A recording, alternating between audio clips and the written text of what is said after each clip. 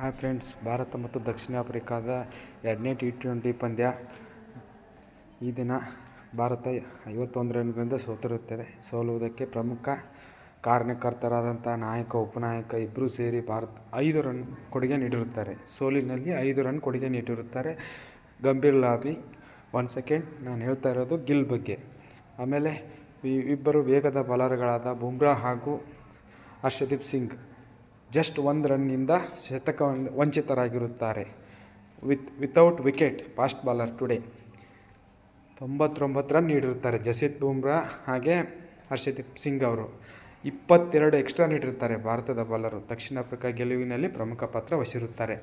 ಅದೇ ರೀತಿ ದಕ್ಷಿಣ ಆಫ್ರಿಕಾದವರು ಈ ದಿನ 15 ಸಿಕ್ಸ್ ಹೊಡೆದಿರುತ್ತಾರೆ. ಅದರಲ್ಲಿ ಡಿಕಾಕ್ ಒಬ್ಬರೇ 7 ಸಿಕ್ಸ್ ಹೊಡೆದಿರುತ್ತಾರೆ. ಡಿಕಾಕ್ ಅವರು ವೈಯಕ್ತಿಕ 90 ರನ್ ರನ್ಔಟ್ ಆಗಿರುತ್ತಾರೆ. ಭಾರತದ ಪರ ಏಕೈಕ ಬ್ಯಾಟ್ಸ್ಮನ್ ತಿಲಕ್ ವರ್ಮಾ ಅವರು 5 ಸಿಕ್ಸ್ ಹೊಡೆದಿರುತ್ತಾರೆ. ಅದರಲ್ಲಿ 62 ರನ್ ಹೊಡಿತಾರೆ. ಭಾರತ ಟೋಟಲ್ 11 ಸಿಕ್ಸ್ ಹೊಡೆದಿರುತ್ತೆ. ಇಷ್ಟು ಈ ದಿನದ